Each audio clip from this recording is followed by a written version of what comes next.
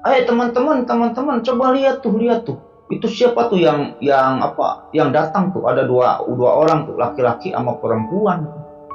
Kalau nggak salah itu yang naik kuda atau unta itu Aisyah tuh. Yang di bawahnya yang nuntun kuda ini Sofwan tuh.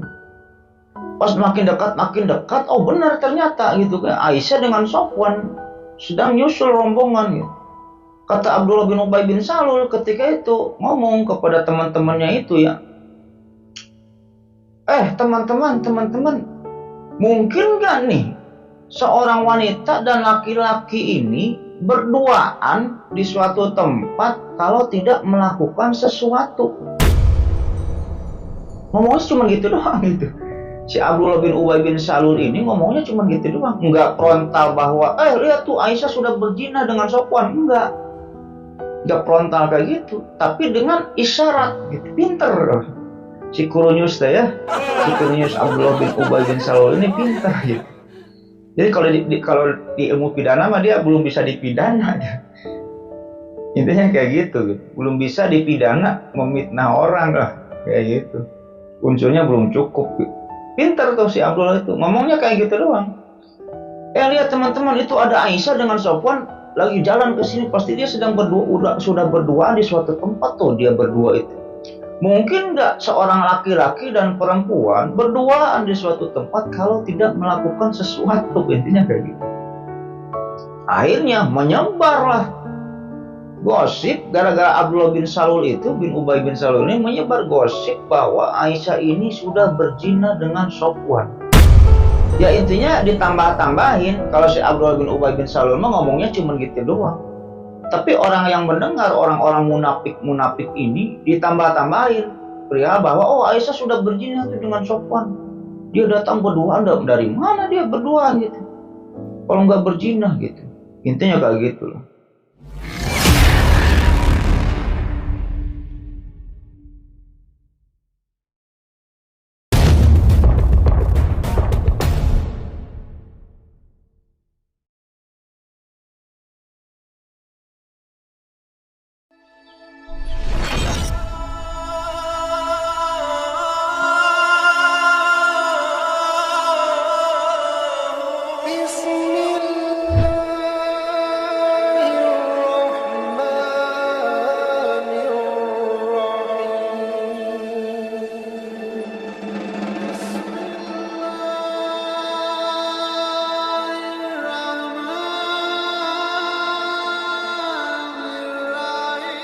Assalamualaikum warahmatullahi wabarakatuh. Bismillahirrahmanirrahim. Alhamdulillahirrahmanirrahim. Wabihi nasta'in wa ala umuri dunya waddin. Wassalatu wassalamu ala asyrofil anbiya'i wal mursalin wa ala alihi wa sahbihi ajma'in, amma ba'd. Allahumma sholli ala sayyidina Muhammad wa ala ali sayyidina Muhammad. Rabbi sholli shodri wa yassir amri wa hlul min lisani yafqahu qawli. Oke, Lucky kembali lagi bersama saya Lucky Polper. Jadi pada video kali ini kembali saya akan melanjutkan kisah Sayyidah Aisyah gitu ya. Yang kemarin saya udah bahas part 1, part 2, part 3 gitu ya. Sekarang berarti part 4. Ya mungkin sebelum nonton video ini alangkah baiknya kalau semua nonton dulu ya part 1, part 2 dan part 3-nya gitu, tentang cerita Ummul Mukminin Aisyah ini supaya ceritanya nyambung gitu. Nanti part 1, part 2, dan part 3 ini akan saya tulis di deskripsi. Atau kalau semua buka playlist di channel YouTube saya, yaitu playlist cerita Islami. Nanti cari aja cerita Sayyidah Aisyah ini di part 1, part 2, part 3-nya. Mungkin ini part 4. Ya mungkin sebelum lanjut ke ceritanya, tak bosan-bosan saya mengingatkan kepada Lucky semua ya. Jangan lupa like, comment, and subscribe. Supaya apa? Supaya saya tambah bersemangat untuk membuat konten-konten selanjutnya gitu. Dan bagi Lucky semua atau penonton yang sedang menonton video ini yang sudah subscribe, saya banyak ucapkan terima kasih. Mudah-mudahan amal baik Lucky semua yang sudah subscribe dibalas kebaikannya oleh Allah Subhanahu wa taala berpuluh-puluh kali lipat, beratus-ratus kali lipat, beribu-ribu kali lipat, dan berjuta kali lipat. Oke, kita lanjut ke ceritanya. Ya seperti yang sudah saya bahas di video-video kemarin, jadi ketika Sayyidah Aisyah ini sudah menikah dengan Rasulullah gitu ya, Sayyidah Aisyah ini enak gitu. Jadi Sayyidah Aisyah ini tidak perlu mencari guru ngaji atau guru syariat gitu, tidak perlu belajar fikih, belajar hadis gitu ya, belajar tafsir dan lain-lain, intinya belajar agama ke orang lain. Soalnya apa? Guru syariat sudah ada di rumahnya, yaitu siapa? Rasulullah. Intinya kayak gitu.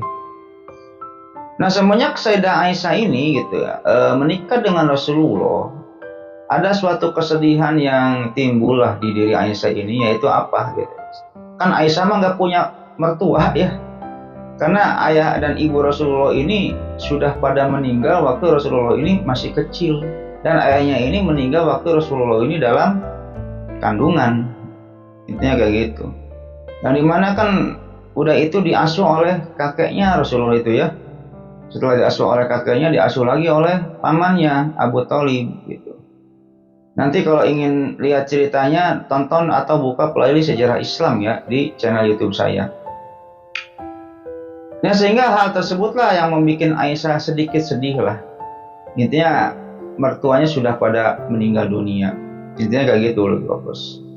Yang dimana atas hal tersebutlah gitu ya, sehingga Aisyah ini memiliki suatu keakraban gitu atau spesialisasinya gitu, berteman dengan anaknya Rasulullah itu Fatimah gitu kan. Karena apa? Rasulullah ini kan mempunyai 4 orang anak ya, semuanya sih 7 ya, 7 orang anak, 4 orang laki-laki, 4 orang perempuan dan 3 orang anak laki-laki gitu. Yang perempuannya ini yang 6 berasal dari semuanya dari Khadijah. 4 orang anak perempuan dan 2 orang anak laki-laki berasal dari Khadijah gitu. Yaitu siapa? Zainab gitu ya, Ruqayyah, Ummu Kalsum dan Fatimah. Fatimah ini si bungsu gitu. Dan anak laki-lakinya Qasim dan kalau nggak salah Abdullah. Abdullah itu dari Khadijah, dan yang dimana semua anak laki-laki Rasulullah ini meninggal pada waktu kecil. Kalau yang satunya ini namanya ini kalau nggak salah Ibrahim. Kalau salah mohon maaf. Kalau nggak salah anaknya laki-laki Rasul ini namanya Ibrahim. Itu berasal dari Ummul Mukminin yang lain gitu. Ummul Mukminin yang terlupakan lah. Namanya ini Maria Al-Qibtiyah. Intinya kayak gitu. Nanti akan kita bahas satu persatu. Nah, karena ketika Rasulullah ini menikah dengan Aisyah ini, anak-anak Rasulullah ini sudah pada menikah. Gitu, kayak Zainab sudah pada menikah, Ruqayyah sudah pada menikah, intinya kayak gitu. Ummu Kalsum sudah pada menikah, sehingga di rumahnya ini cuma tersisa Fatimah yang dimana ketika itu belum menikah gitu. Sehingga akrab lah ya Fatimah gitu ya dengan siapa? Aisyah ini akrab gitu. Akan tetapi kan kalau Ruqayyah ini kan sudah meninggal ya. Ruqayyah ini sudah meninggal 1 tahun gitu sebelum Rasul ini menikah dengan Aisyah. Ruqayyah udah meninggal gitu. Kalau Ruqayyah ini meninggalnya tepatnya di kemenangan perang Badar umat Muslim ketika itu. Jadi ketika perang Badar, umat Muslim ini memiliki dua kabar gitu ya. Yang satu kabar gembira gitu, yang satu kabar sedih gitu. Kabar gembiranya yaitu kemenangan umat Muslim di perang Badar. Kabar sedihnya ya kematiannya Ruqayyah itu gitu, meninggalnya Ruqayyah itu. Dan Zainab dan Ummu Kulsum gitu, Ummu Kalsum ini telah menikah, intinya telah berumah tangga 7 atau 8 tahun sebelum Rasulullah ini menikah dengan Aisyah gitu. Dan Zainab ini putri Rasulullah ini lebih dulu syahid ya di jalan Allah. Dan Zainab ini meninggalkan anaknya yang bernama Umamah dan Ali gitu. Yang sehingga Rasulullah ini sangat sayang sekali dengan Umamah gitu, anaknya Zainab ini gitu. Sangat sayang sekali dengan Umamah. Kemana-mana selalu dibawa Umamah ini oleh Rasulullah itu ya, selalu dibawa. Dan karena Umamah lah gitu nantinya ada syariat Islam gitu ya, ada syariat peraturan Islam yang membolehkan sholat itu menggendong anak. Sholat itu menggendong anak, karena kan ketika itu Umamah ini selalu digendong-gendong oleh Rasul. Kemana-mana dibawa, diperkenalkan, ini cucu saya Umamah. Sehingga ke masjid aja ikut dia. Umamah itu kalau ke masjid ikut. Ketika Rasul sedang sholat, Umamah ini gak mau lepas dari Rasul. Kalau dilepasin nangis gitu. Akhirnya ketika itu Rasulullah menggendong Umamah sambil mengimami sholat. Singkatnya kayak gitu. Akan tetapi ketika itu Fatimah ini masih gadis ketika Rasulullah ini menikah dengan Aisyah gitu. Kalau Fatimah ini dengan Aisyah ini umurnya lebih tua Fatimah gitu ya. Lebih tua Fatimah 5 sampai 6 tahun gitu. Fatimah dengan Aisyah mah lebih tuaan Fatimah 5 sampai 6 tahun. Akan tetapi ketika itu mereka ini kayak yang sebaya lah, kayak yang seumuran. Jadi apet lah Aisyah dengan Fatimah itu apet. Jadi aneh gitu ya. Di satu sisi mereka sebaya, di satu sisi Aisyah ini berarti kan ibunya Fatimah. Intinya kayak gitulah. Yang dimana ketika itu Fatimah ini hidup berumah tangga gitu. Fatimah ini hidup bersama Aisyah gitu, bukan berumah tangga ya. Hidup bersama Aisyah ini kurang lebih 1 tahun. Dan yang dimana ketika Fatimah ini menikah dengan siapa?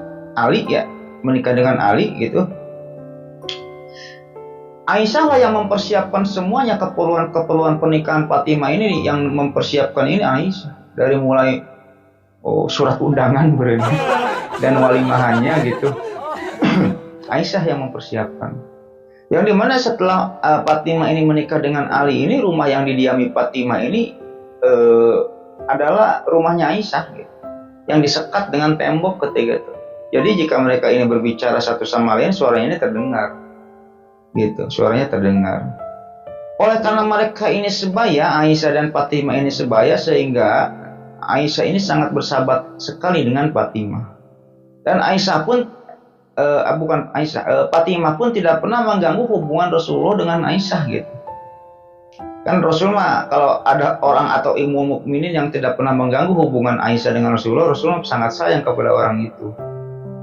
Intinya kayak gitu. Sangat sayang sekali gitu. Aisyah ini kepada Fatimah, begitupun sebaliknya Fatimah kepada Aisyah gitu. Karena Fatimah ini tidak pernah mengganggu hubungan Rasulullah dengan Aisyah atau tidak pernah berselisih lah. Cuman ketika itu aja yang Fatimah ini diutus oleh istri-istri Rasul yang lain untuk protes lah. Kalau ada delegasi-delegasi yang mengasih hadiah, jangan di jadwal rumahnya Aisyah aja.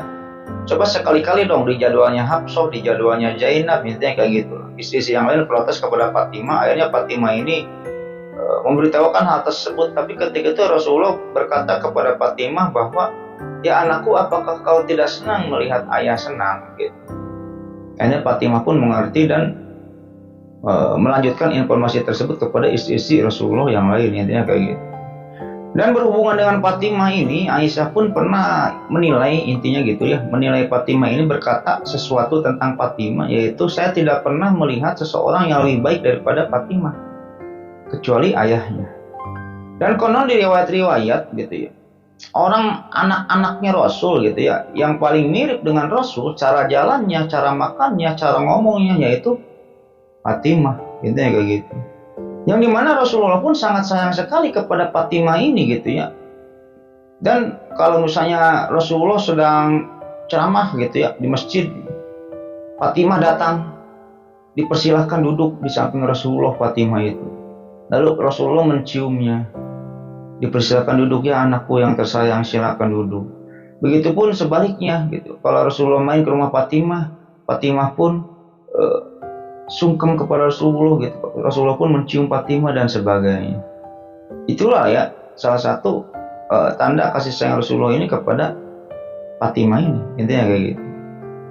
Saking sayangnya Rasulullah dengan Fatimah ini gitu, Rasulullah pun ketika sedang bersama istri-istrinya pernah menceritakan suatu rahasia, yang dimana rahasia tersebut gitu, hanya Fatimah lah yang mengetahui gitu.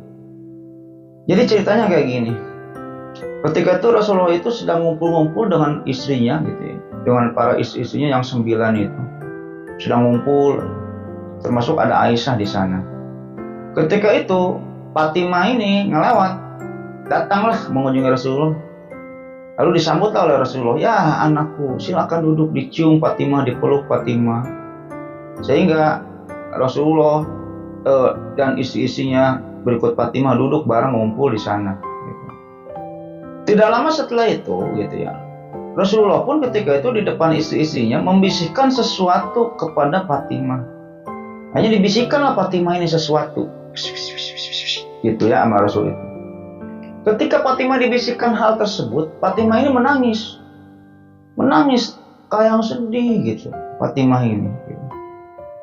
Melihat Fatimah menangis, akhirnya Rasulullah pun membisikkan sesuatu lagi kepada Fatimah gitu ya. Nah, ketika Fatimah ini dibisikkan sesuatu yang kedua itu, dari awalnya Fatimah ini menangis, jadi Fatimah ini jadi tersenyum bahagia, jadi tertawa bahagia.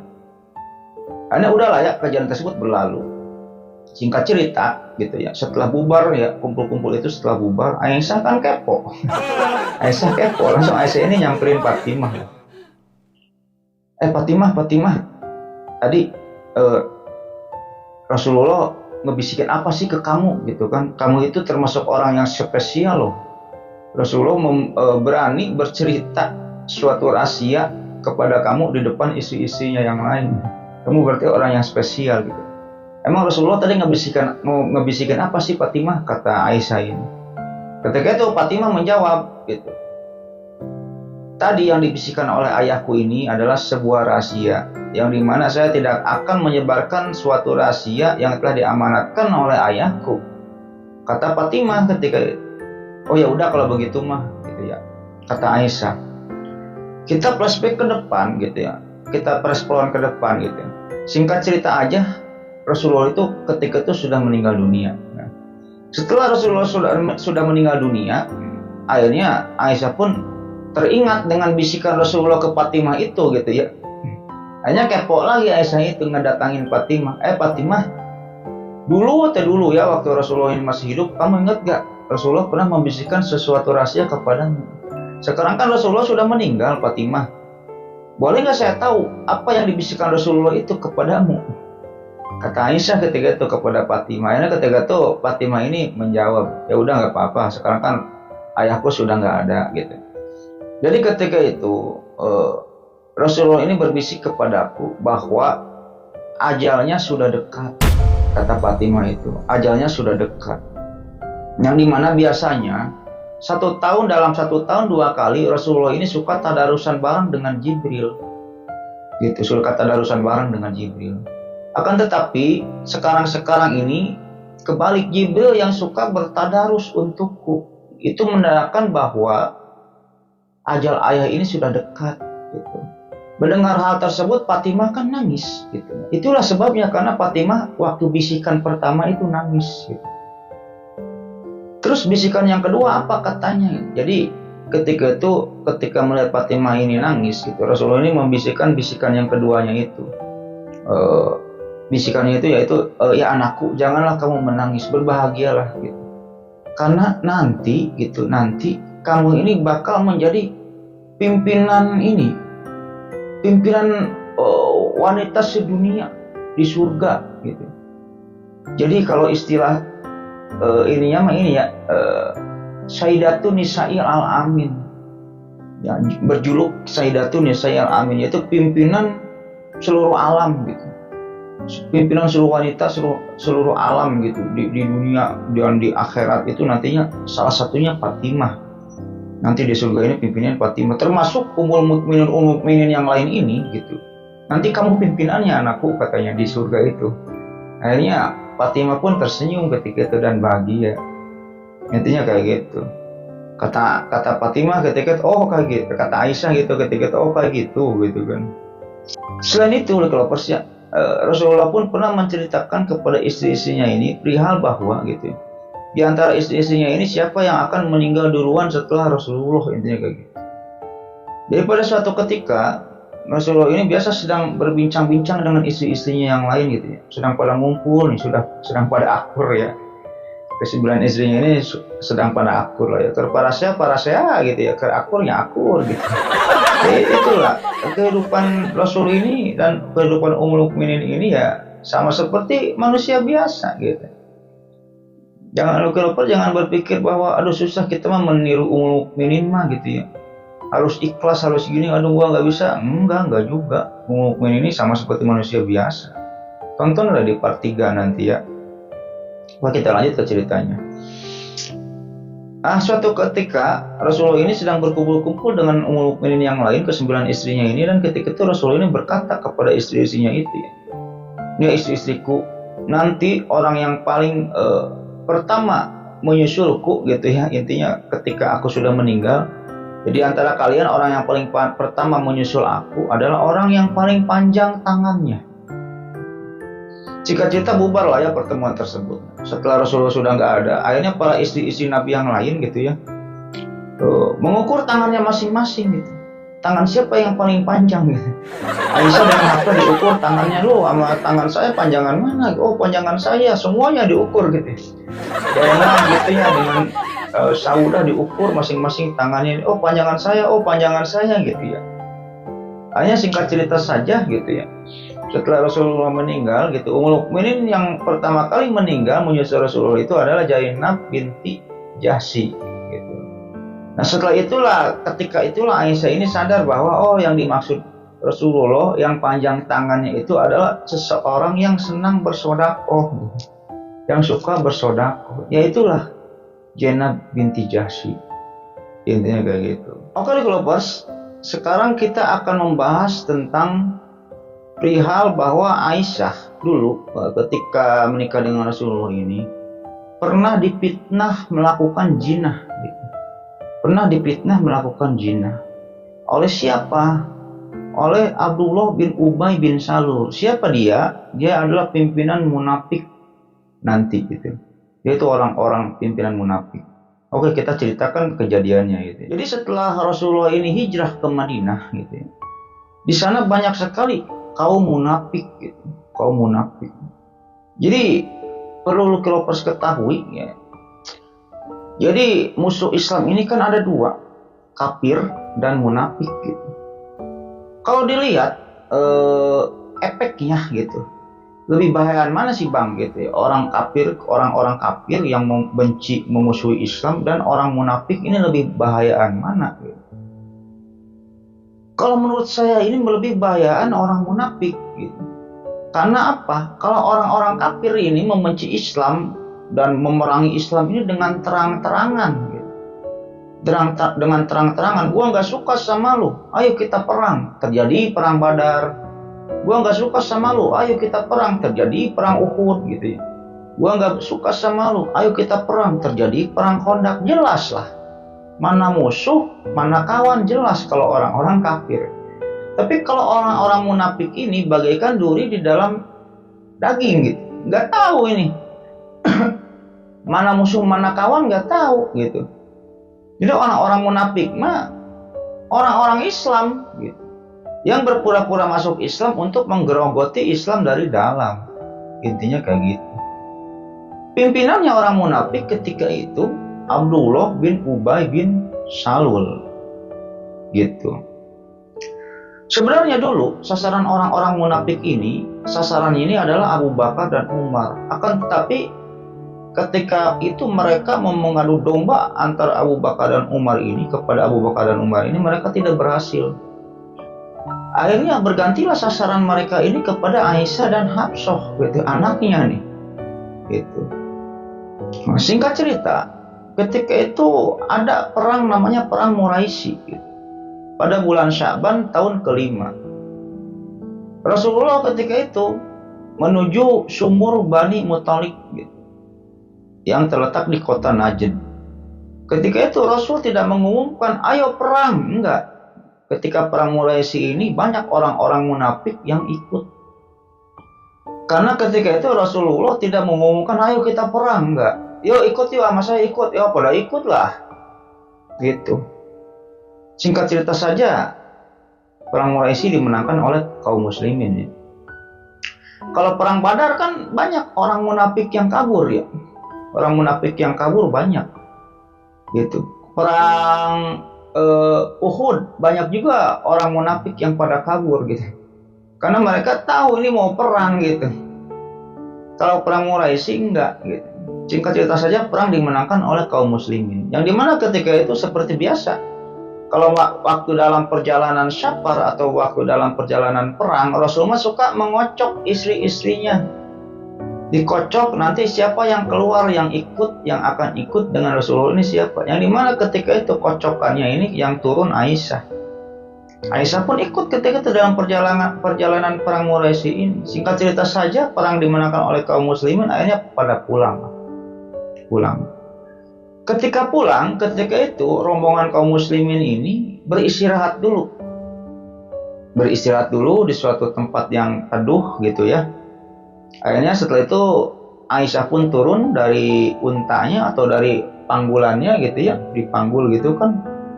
Turun biasa istirahat, minum. Nah setelah itu Rasul pun mengatakan lagi, ayo kita berangkat, pergi lagi ke Madinah.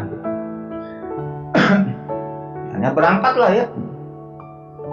Ketika berangkat gitu ya, ketika Aisyah ini sudah duduk di atas untanya gitu, atau duduk di singgasananya, ketika itu nggak tahu pakai unta gitu, nggak tahu dipanggul gitu. Aisyah itu dipanggul gitu ya, kayak putri-putri raja gitu.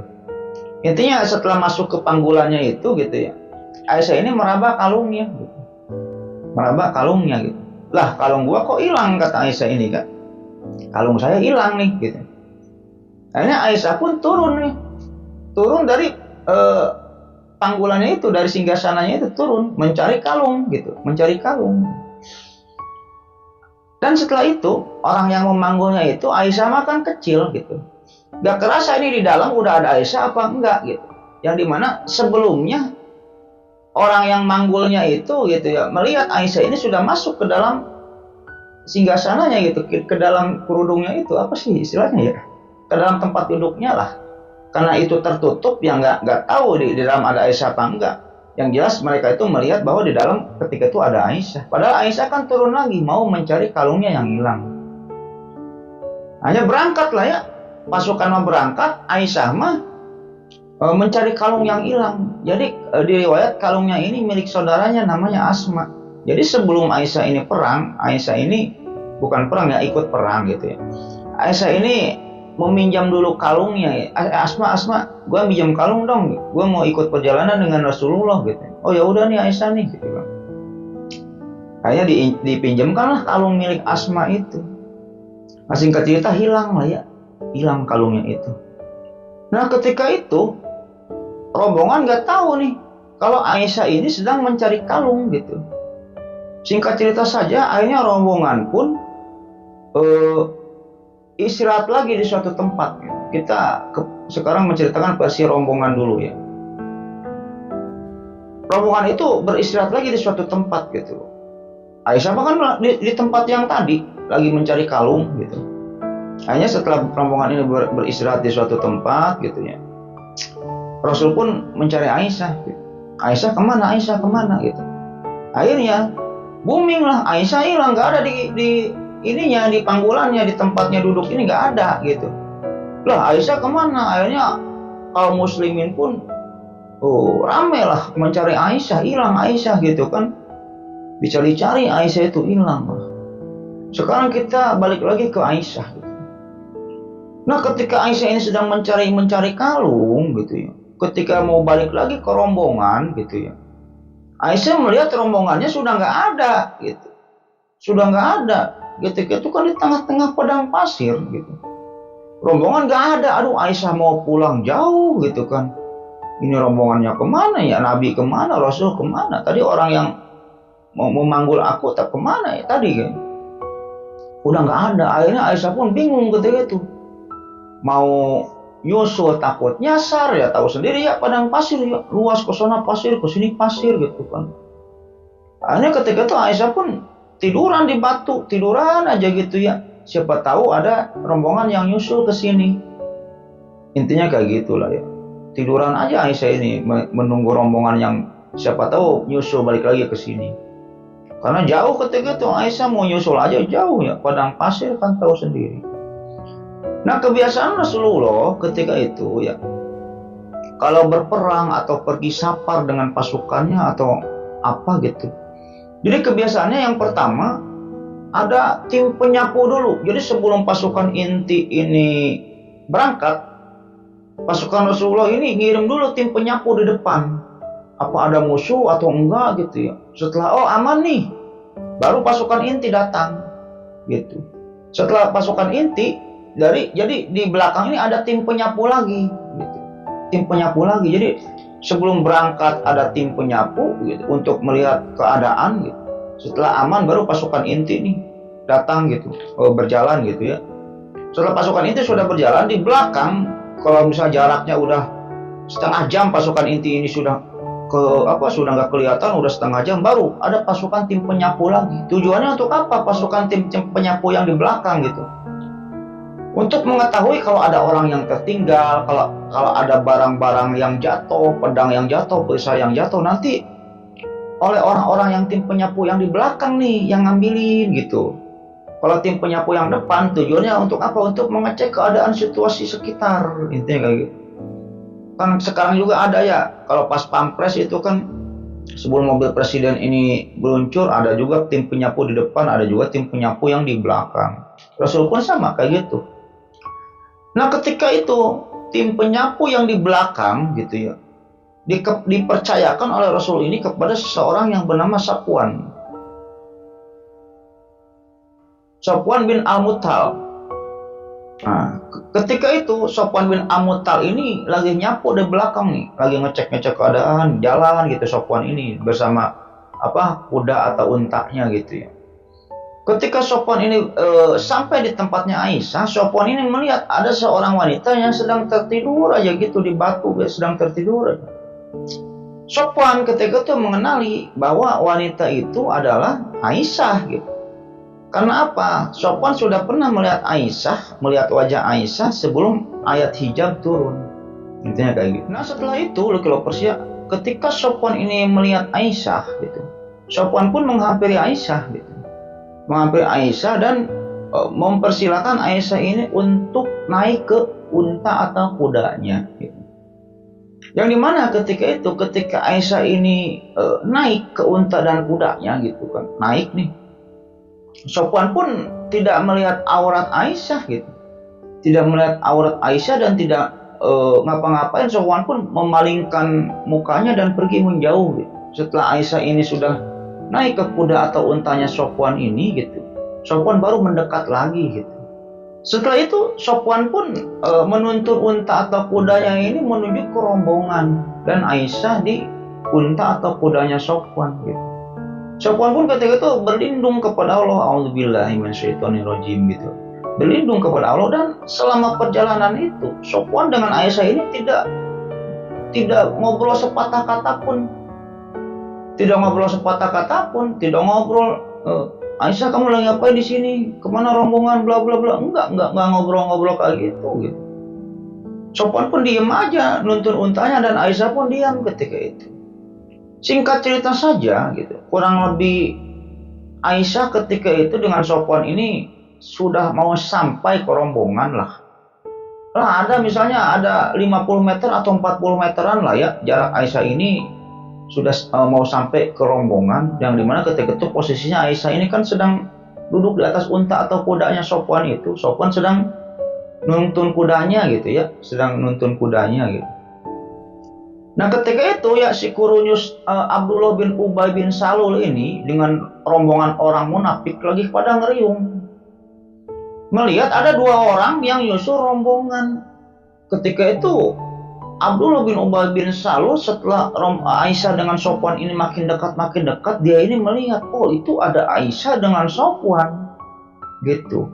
Nah kesempatan nih si Abdullah bin Ubay bin Salul ini kesempatan untuk menyebarkan gosip gitu. Jadi Abdullah bin Ubay bin Salul menyebarkan gosip ini kayak gini gitu. Ayo teman-teman coba lihat tuh. Itu siapa tuh yang datang tuh, ada dua orang tuh, laki-laki sama perempuan. Kalau nggak salah itu yang naik kuda atau unta itu Aisyah tuh. Yang di bawahnya yang nuntun kuda ini Safwan tuh. Pas makin dekat, oh benar ternyata gitu kan, Aisyah dengan Safwan sedang nyusul rombongan gitu. Kata Abdullah bin Ubay bin Salul ketika itu ngomong kepada teman-temannya itu ya, teman-teman, mungkin gak nih seorang wanita dan laki-laki ini berduaan di suatu tempat kalau tidak melakukan sesuatu? Ngomongnya cuma gitu doang gitu.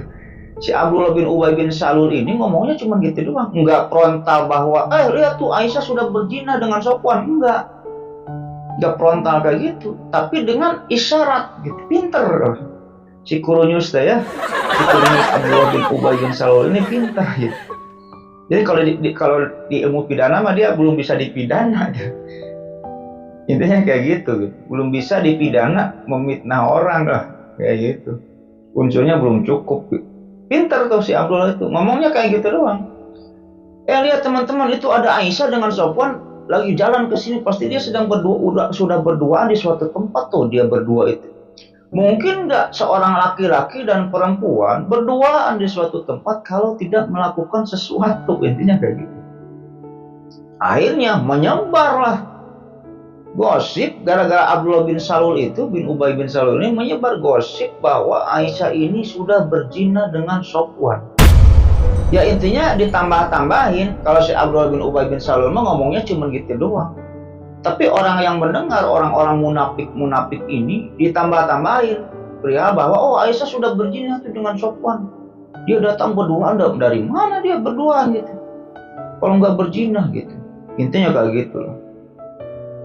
Jadi di sini menurut riwayat gitu ya, orang-orang yang terlibat untuk menyebarkan gosip gitu ya, masalah gosip bahwa Aisyah ini sudah berzina dengan Sofwan ini, ada beberapa orang gitu.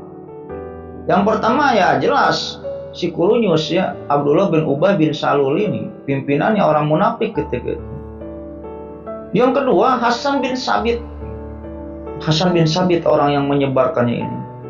Yang ketiga seorang wanita nih, namanya Hamnah binti Jahsy. Hamnah binti Jahsy ini saudaranya Ummul Mukminin Zainab binti Jahsy gitu. Dan yang keempat Mistah bin Usasah. Empat orang ini pelopornya gitu, sehingga nanti atas gosip dari empat orang ini gitu, menyebarlah gosip perihal bahwa Aisyah ini sudah berzina dengan Sofwan. Kenapa empat orang ini pengen kayak gitu, menyebarkan gosip kayak gitu? Udah jelas, yang pertama Abdullah bin Ubay bin Salul sangat benci dengan Islam, apalagi dengan Rasulullah, apalagi dengan Abu Bakar, Umar. Gak bisa tuh Abu Bakar dan Umar gak bisa nih sama si Kurunyus ini, gak bisa diadu domba. Akhirnya mereka mencari celah tentang Hafsah dan Aisyah, mau menjelek-jelekan Hafsah dan Aisyah. Melihatlah kesempatan ini gitu. Ya bahwa ya Abdullah bin Ubay bin Salul pun menyebarkan gosip tentang Aisyah ini sudah berzina dengan Sofwan, tapi dengan kata-kata tadi gitu. Yang kedua Hasan bin Sabit. Jadi Hasan bin Sabit ini musuhnya si Sofwan, Hasan bin Sabit ini gitu. Wah kebetulan nih musuh gua nih sedang berdua dengan Aisyah, akhirnya disebarkan aja gosip kayak gitu. Terus si siapa tadi yang perempuannya itu? Hamnah ya, si Hamnah binti Jahsy ya. Si Hamnah binti Jahsy ini saudaranya Zainab binti Jahsy. Kenapa si Hamnah binti Jahsy ini menyebarkan fitnah itu gitu? Karena di riwayat Hamnah binti Jahsy ini bogoheun ke Rasulullah gitu, suka sama Rasulullah gitu. Jadi pengen menyingkirkan Aisyah lah gitu, untuk nanti supaya dia dinikahi oleh Rasulullah. Tujuan utamanya ke sana si Hamnah binti Jahsy ini. Kalau si Mistah bin Usasah ini ya sama kayak Abdullah bin Salul, dia orang munafik. Ya karena empat orang inilah gosip itu menyebar. Akhirnya setelah itu, karena gosip itu sudah menyebar, Rasul pun ketika itu menyuruh pasukan ini untuk segera melanjutkan perjalanan, cepatlah pulang ke Madinah. Gak ada istirahat lagi ketika itu ya. Setelah sampai di Madinah gitu ya, singkat cerita saja, keesokan harinya gitu ya, ya gosip pun mulai menyebar tuh. Seantero Mekah dan seantero Madinah ini gosip ini sudah menyebar perihal bahwa Aisyah sudah berzina. Sehingga ketika itu gitu ya, Aisyah ini, jadi Rasul ini dingin ke Aisyah, gak pernah nanya di rumah itu ya, gak pernah bercengkrama gitu. Karena Rasul dalam hatinya ketika itu 80% mempercayai Intinya kejadian tersebut gitu. Mempercayai kejadian tersebut. Sehingga ketika itu Nabi pun jutek sama Aisyah. Gak pernah ditanya Aisyah ini ya. Pokoknya dijutekin lah sama Rasul ini. Coba ketika itu Rasul ini nanyalah ya. Kalau setidaknya nanya ke Aisyah gitu. Ya istriku, benar gak gosip ini? Gitu. Benar gak gosip ini? Gitu. Ketika itu, kenapa Rasulullah tidak bertanya kayak gitu kepada Aisyah?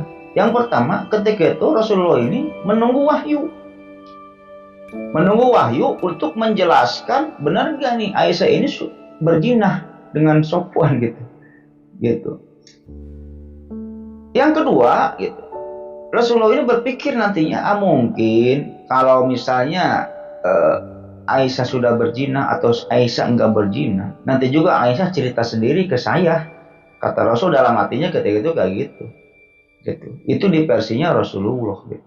Kalau di versinya Aisyah gitu, ketika itu Aisyah pun sama. Berpikir bahwa nanti juga suami saya pasti bertanya kepada saya. Gitu, bertanya kepada saya. Ini berita ini benar nggak gitu kan? Nah, akan saya jawab, ya itu bohong ya Rasulullah, bohong ya suamiku gitu. Dan yang kedua gitu, Aisyah juga berpikir bahwa nanti juga Allah yang turun tangan sendiri untuk menyelesaikan gosip ini, untuk menyelesaikan fitnah ini. Itu versinya Aisyah gitu. Sehingga antara Rasulullah dan Aisyah ini tidak ada komunikasi lah. Tidak ada komunikasi. Rasulullah nggak nanya ke Aisyah, Aisyah tidak menjelaskan kepada Rasulullah gitu. Nah, ketika Rasulullah ini menunggu-nunggu wahyu untuk menjelaskan apakah gosip ini benar atau enggak, ketika itu wahyu nggak turun-turun. Sehingga apa? Rasulullah ini 80% percaya kepada kejadian itu karena nggak ada wahyu yang turun gitu. Sehingga apa? Ketika itu Rasulullah menjutekin Aisyah. Aisyah ini dijutekin sama Rasulullah gitu. Gak pernah ditanya, gak pernah. Wah, pokoknya judes lah ya, dijudesin. Melihat hal tersebut, Aisyah pun akhirnya kan risih ya. Ini Rasul ini kok gak nanya-nanya gua gitu kan. Tanya dong saya dong gitu, jangan dijutekin kayak gini. Intinya kayak gitu kan. Tanya ke atau apa ke, sehingga Aisyah ini ketika itu bukan risih ya, marahlah. Kok Nabi gak ada pengertiannya gitu, kok Nabi percaya gitu aja dengan gosip ini. Akhirnya ketika itu Aisyah pun meminta izin kepada Rasulullah untuk pulang ke rumah Abu Bakar. Akhirnya ketika itu pulanglah Aisyah ini ke rumah Abu Bakar. Ya suamiku, saya izin pulang ya ke rumah ayah. Oh ya udah, dianterin lah ke rumah ayahnya gitu. Ke Abu Bakar. Nah, ketika itu Aisyah tinggal di rumah Abu Bakar gitu. Dan Aisyah pun setiap harinya menangis karena gosip ini, menangis dan menangis. Intinya kayak gitu. Rasulullah ketika itu masih bertanya-tanya, ini benar enggak ini? Aisyah ini sudah berzina benar enggak? Soalnya setiap harinya gosip ini semakin menyebar. Intinya kayak gitu. Selain itu, Lovers ya, ada cerita lain ya di balik gosip ini gitu ya. Nah, ketika menyebarnya gosip ini, gitu, pernah Sofwan ini adalah laki-laki soleh yang telah digosipkan untuk telah difitnah, telah berzina dengan Aisyah itu. Sofwan itu ketika itu lagi istilahnya lagi nongkrong lah ya, lagi nongkrong gitu, lagi depan rumahnya atau gimana gitu. Ada Hasan bin Sabit datang. Hasan bin Sabit ini pelopornya itu ya, pelopor gosip ini yang tadi itu ya. Hasan bin Sabit ini datang, diejeklah Sofwan ini. Diejek perihal telah berzina dengan Aisyah itu. Ya karena Sofwan gak ngerasa, dan karena si Hasan bin Sabit ini ngejek terus ya, akhirnya gelut lah Sofwan. Sofwan dengan Hasan bin Sabit ini gelut, berantem. Akhirnya si Hasan bin Sabit kalah, dipukulin sama Sofwan ini sampai bonyok juga sampai bonyok.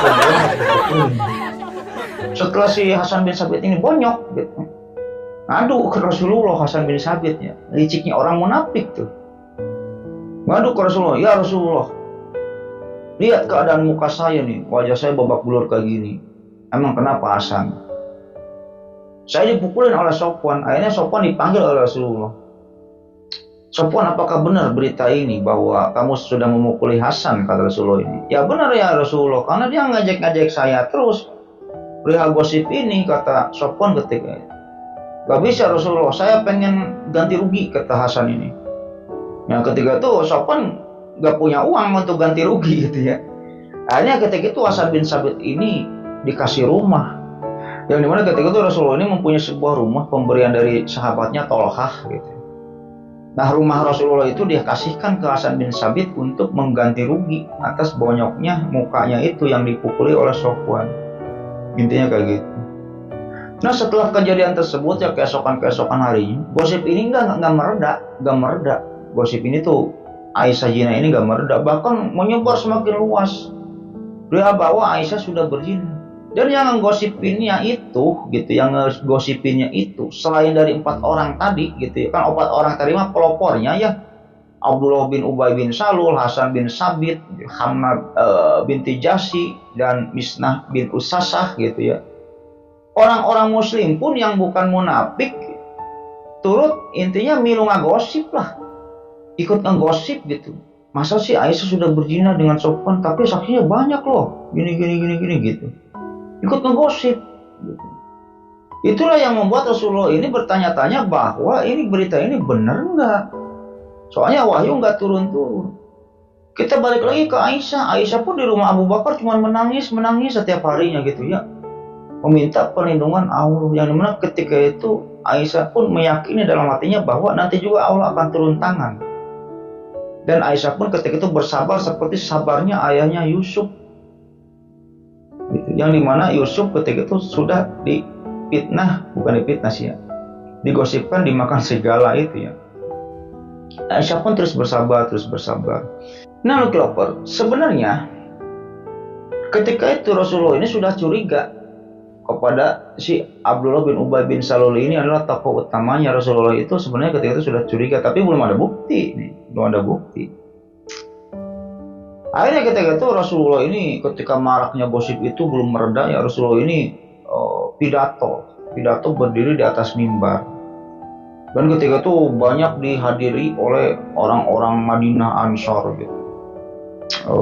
Ansor, Muhajirin, termasuk suku Aus dan suku Khazraj ketika itu.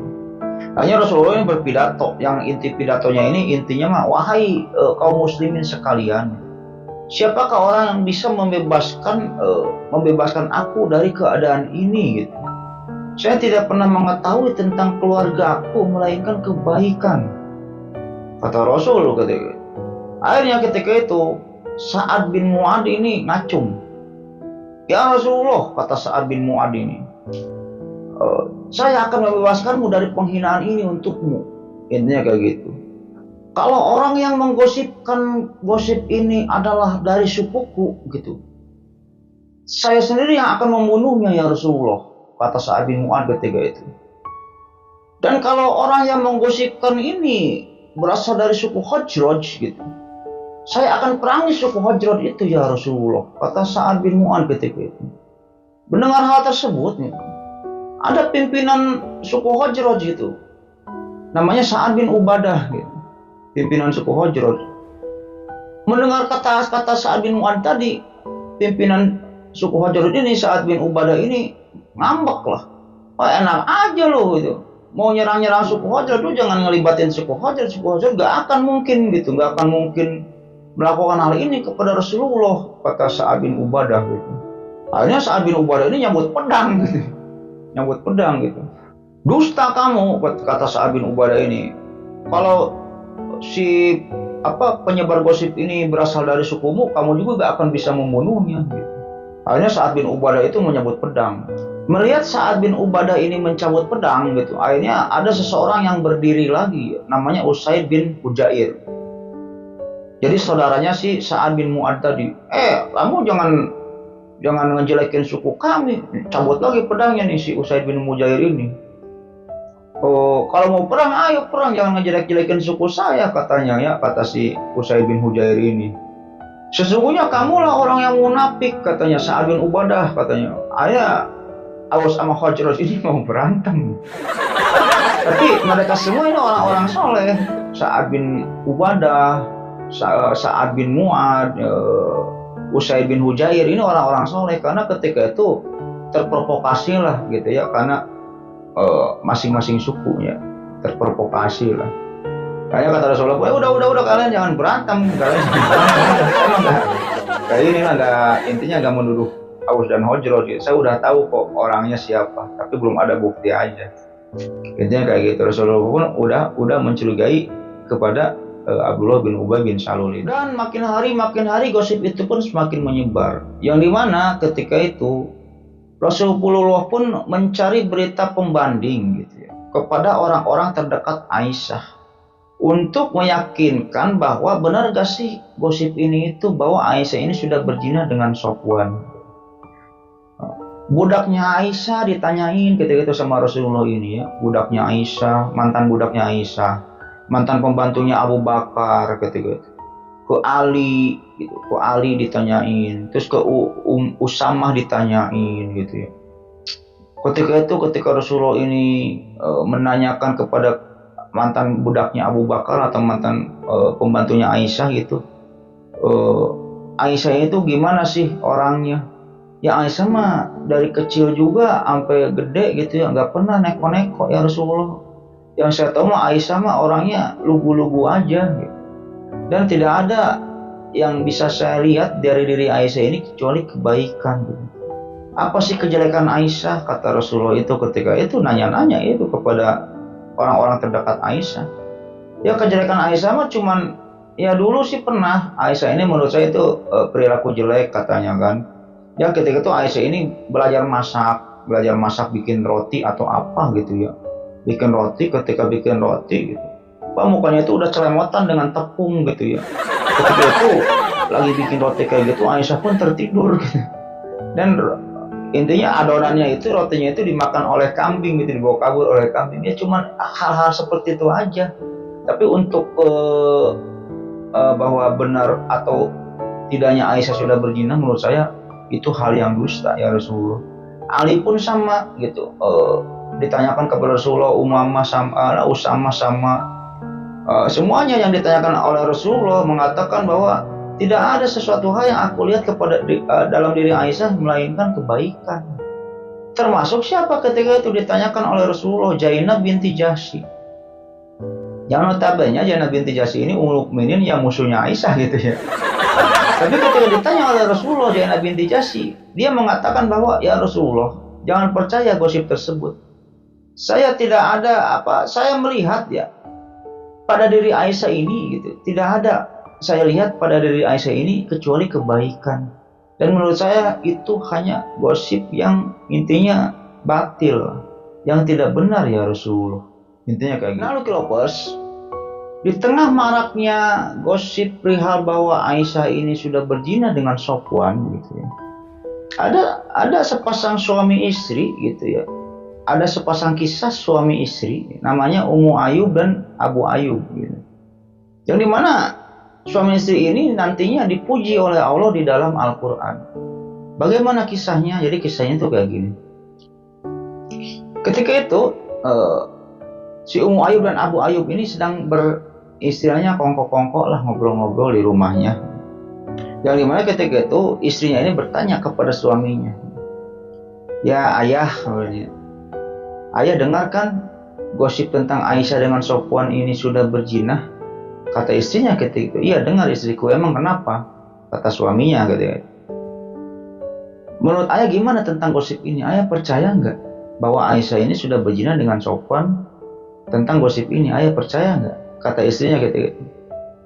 Ketika itu suaminya ini menjawab, si Abu Ayub ini menjawab, ya istriku gitu, menurut kamu saya dengan Sofwan ini solehan mana, baikan mana gitu. Intinya kayak gitu.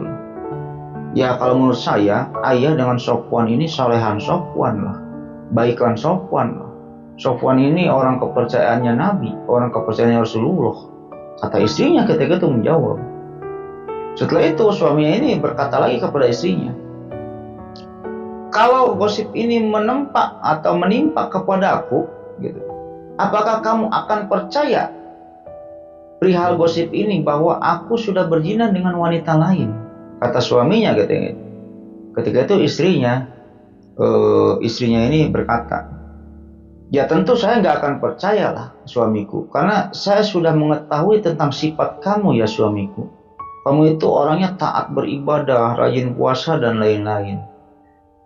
Jauhan kenen lah kamu berzina, mah saya nggak akan percaya, kata istrinya ketika itu. Nah, begitupun sebaliknya, istriku, kalau kamu bertanya kepada saya, kamu dengan Aisyah gitu, solehan mana, baikan mana, jelas baikan Aisyah. Intinya kayak gitu, baikan Aisyah. Dan kalau kamu bertanya kepada saya, kalau keadaan ini menimpa kepada kamu ya istriku, apakah saya akan percaya bahwa kamu sudah berzina? Saya tidak akan percaya, karena saya sudah tahu istriku, sifat kamu ini bagaimana, solehnya kamu ini bagaimana gitu. Nah, kamu dengan Aisyah derajatnya lebih tinggi Aisyah, lebih soleh Aisyah. Dan saya dengan Sofwan derajatnya lebih tinggi Sofwan, lebih soleh Sofwan daripada saya gitu. Dan kamu pun kalau kejadian ini menimpa kepada saya, kamu tidak akan percaya kalau saya ini sudah berzina. Apalagi saya gitu. Apalagi pendapat saya tentang Sofwan dan Aisyah yang jelas-jelas levelnya ini di atas kita. Menurut saya mah gitu ya, menurut saya mah gosip ini tuh nggak bener. Ini tuh hanya gosip-gosip aja. Menurut saya mah kejadian ini nggak bener. Sofwan dengan Aisyah ini tidak berzina. Intinya kayak gitu. Percaya nggak apa? Ngerti nggak lu kalau dengan penjelasan saya itu? Intinya kayak gitulah. Akhirnya di suatu hari, ketika itu Rasulullah pun mendatangi Aisyah ke rumahnya Abu Bakar. Nah, ketika Rasulullah ini masuk ke rumahnya Aisyah, Aisyah pun sedang menangis sedih gitu. Hanya Rasul pun memanggil Aisyah. Dan Rasul ketika itu tidak bertanya perihal bahwa Aisyah, coba ceritakan hal yang sebenarnya dong kepada saya, gosip ini benar apa enggak bertanya kayak gitu. Jadi dalam hal ini mas saya lebih pro ke Aisyah ya, lebih pro ke Aisyah daripada ke Rasul, intinya kayak gitu lah. Yang dimana nanti juga Allah akan membela Aisyah. Ketika Rasulullah ini bertemu dengan Aisyah di rumahnya Abu Bakar, ketika itu Aisyah ini sedang menangis, Rasul pun ketika itu berbicara kepada Aisyah itu dengan kata-kata kayak gini, ya Aisyah gitu. Jika kejadian ini benar adanya, bertobatlah. Karena Allah akan mengampuni tobat seseorang hambanya yang telah melakukan kesalahan. Intinya kayak gitu. Dan jika kejadian ini tidak benar, nantinya Allah juga akan menunjukkan kebenarannya kepadaku, kata Rasulullah ketika itu. Ketika itu Aisyah ini ngadu kepada Abu Bakar, ya ayahku, tolong bela aku atas intinya hal ini, ya ayahku, tolong bela aku. Ketika itu Abu Bakar pun ngomong kayak gini, ya anakku Aisyah, sungguh saya tidak tahu menahu tentang kejadian ini. Apakah ini kejadian benar atau tidak, saya tidak tahu menahu anakku.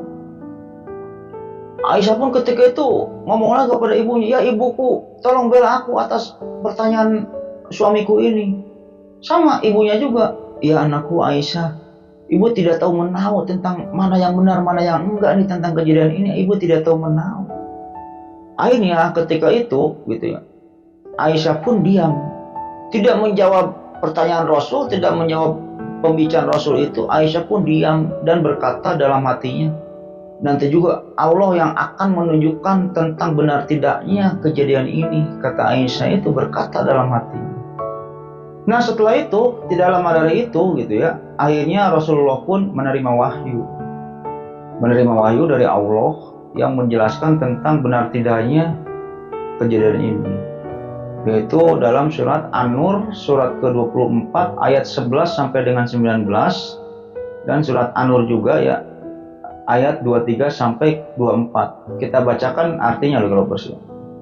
Surah An-Nur ayat 11 sampai 19 ya. Sesungguhnya orang-orang yang membawa berita bohong itu adalah dari golongan kamu juga. Jadi orang-orang dari golongan yang munafik. Munafik itu kan Islam gitu, tapi munafik gitu. Bukan yang kafir, bukan. Janganlah kamu mengira berita itu buruk bagi kamu, bahkan itu baik bagi kamu. Setiap orang dari mereka mendapat balasan dari dosa yang diperbuatnya. Dan barang siapa di antara mereka yang mengambil bagian terbesar dari dosa itu diperbuatnya, dia mendapat ajab yang besar pula gitu. Dia di antara 4 orang tadi ya. Hasan bin Sabit, Abdullah bin Salul, dan 2 orang lagi tadi. Mengapa orang-orang mukmin dan mukminat tidak berbaik sangka terhadap diri mereka sendiri? Ketika kamu mendengar berita bohong itu dan berkata ini adalah suatu berita bohong yang nyata. Nah ini turun untuk Abu Ayub dan Ummu Ayub itu, yang tadi itu suami istri tadi gitu. Mengapa mereka yang menuduh itu tidak datang membawa 4 saksi? Oleh karena mereka tidak membawa saksi-saksi, maka mereka itu dalam pandangan Allah adalah orang-orang yang berdusta. Gitu. Jadi kalau kita mau intinya mengatakan sesuatu hal itu harus ada 4 orang saksi ya, kalau di hukum Islam itu gitu. Kan kalau di pidana mah 2 saksi dan 2 bukti gitu ya. Dan 2 alat bukti. Dan seandainya bukan karena karunia Allah dan rahmatnya kepadamu di dunia dan di akhirat, niscaya kamu ditimpa ajab yang besar disebabkan oleh pembicaraan kamu tentang hal itu, berita bohong itu.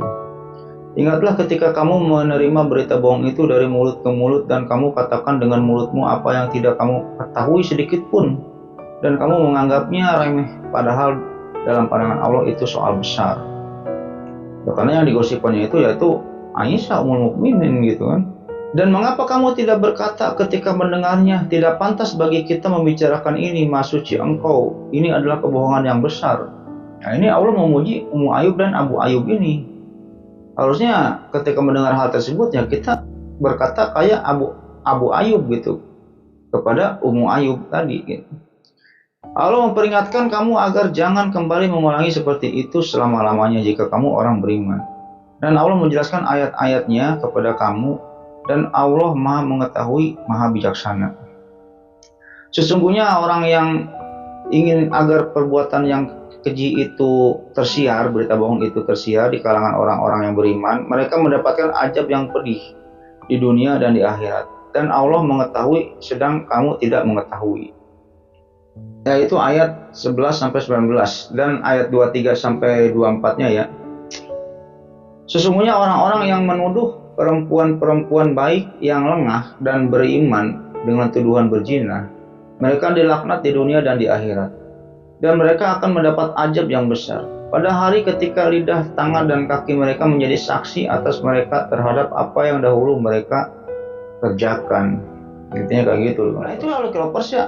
Jadi Allah pun membela Aisyah dalam hal ini ya, dengan menurunkan firman-Nya surat An-Nur surat 24 ayat 11-19 dan 23-24 gitu.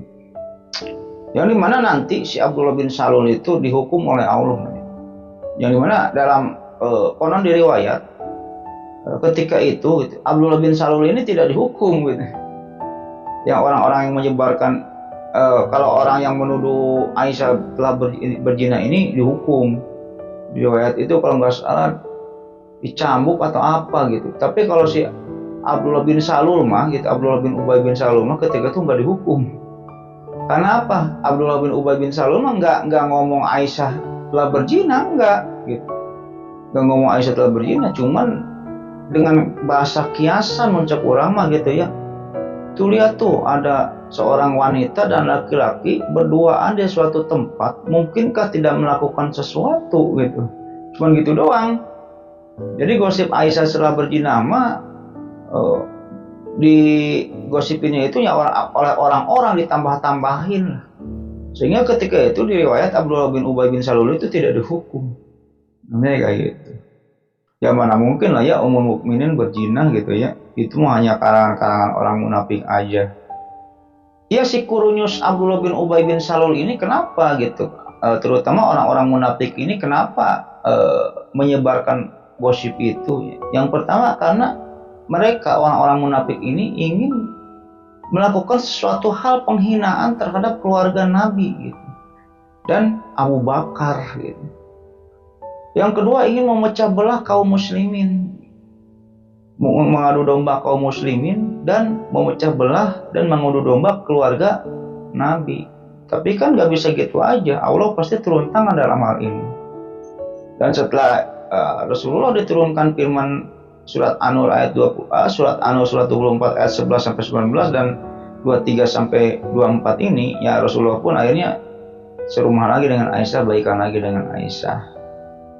Dan Rasul pun menceritakan kepada orang-orang bahwa Allah telah menurunkan firman-Nya dalam surat ini loh. Akhirnya gosip itu pun terbantahkan. Gitu. Yang dimana yang memberitahukannya perihal bahwa Aisyah ini tidak melakukan zina yaitu ya Allah sendiri. Intinya kayak gitu loh Kelovers. Ya mungkin gitu aja loh Kelovers ya. Cerita pada video kali ini mudah-mudahan menghibur gitu ya. Ambil sisi baiknya, buang sisi jeleknya dalam cerita ini gitu. Dan terima kasih kepada Kelovers semua yang telah menonton video ini sampai dengan selesai gitu ya.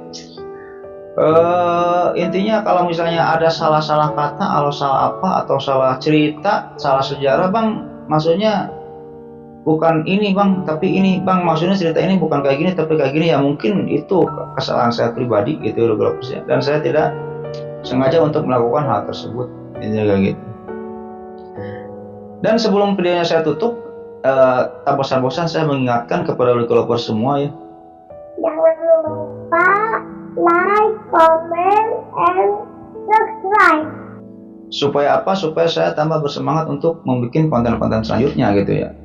Dan bagi Kelovers semua yang sudah subscribe dalam channel YouTube ini, saya banyak ucapkan terima kasih. Mudah-mudahan Allah Subhanahu wa taala membalas ya kebaikan Kelovers semua berpuluh-puluh kali lipat, beratus-ratus kali lipat, beribu-ribu kali lipat, dan berjuta kali lipat. Dan sebelum videonya saya tutup ya, saya akan mendoakan kepada Kelovers semua ya. Allahumma inna nas'aluka bi anna lakal hamdu la ilaha illa anta wahdaka la syarika laka mananu badi'us samawati wal ard tul jalal wal ikram ya qayyum. Mudah-mudahan Kelovers semua diberikan kesehatan, diberikan umur yang panjang, diberikan rezeki yang melimpah. Bagi yang sedang sakit atau keluarganya ada yang sedang sakit, mudah-mudahan cepat diangkat penyakitnya oleh Allah Subhanahu wa taala dan disembuhkan dan tidak disakitkan lagi sampai wafat. Dan jika Kelovers semua ada yang masih sehat, keluarganya masih sehat, pada sehat-sehatnya, mudah-mudahan Allah Subhanahu wa taala memperpanjang nikmat sehatnya dan tidak disakitkan lagi sampai wafat juga gitu. Dan jika ada Kelovers semua atau orang lain ada yang mempunyai utang kepada Kelovers semua atau Kelovers semua mempunyai utang kepada orang tersebut gitu ya, mudah-mudahan Allah Subhanahu wa taala memberikan rezekinya kepada masing-masing pihak gitu ya. Supaya Kelovers itu kalau mempunyai utang mampu membayar utangnya, dan orang lain yang tidak ada yang mempunyai utang kepada Kelovers mampu membayarkan utangnya itu. Karena apa? Utang itu adalah nanti salah satu hal yang akan menghalangi kita masuk ke dalam surga. Intinya kayak gitu ya. Sebelum utang ini dilunasi nanti di akhirat ini tidak ada emas dan tidak ada dirham, tidak ada uang untuk membayar utang nanti di akhirat ini dengan apa? Amal dan dosa. Intinya kayak gitu lah ya. Maka untuk masa utang bayarlah ya. Intinya kayak gitu Kelovers. Dan jika Kelovers semua ada yang belum punya jodoh nih, cewek cowok belum punya jodoh, belum nikah pacaran putus ya, mudah-mudahan ya Allah Subhanahu wa taala cepat mempertemukan jodohnya masing-masing gitu ya. Jika seorang pria dipertemukan dengan jodohnya seorang wanita yang baik, yang solehah, yang cantik, yang sayang kepada suami. Dan jika seorang wanita mudah-mudahan dipertemukan oleh Allah dengan jodohnya, yaitu seorang pria yang baik, yang tampan, yang gagah, yang sayang kepada istri, yang soleh, dan terutama yang mempunyai kepribadian ya, punya rumah pribadi, punya mobil pribadi, punya perusahaan pribadi gitu. Dan yang paling utama, mudah-mudahan kita semua termasuk saya nantinya dikumpulkan dalam surganya Allah Subhanahu wa taala dan mendapatkan syafaat darinya nanti di hari akhir. Dan mungkin gitu aja Kelovers cerita pada video kali ini, mudah-mudahan menghibur. Akhirul kata, Allahumma sholli ala sayyidina Muhammad wa ala ali sayyidina Muhammad wa billahi taufiq wal hidayah. Wassalamualaikum warahmatullahi wabarakatuh.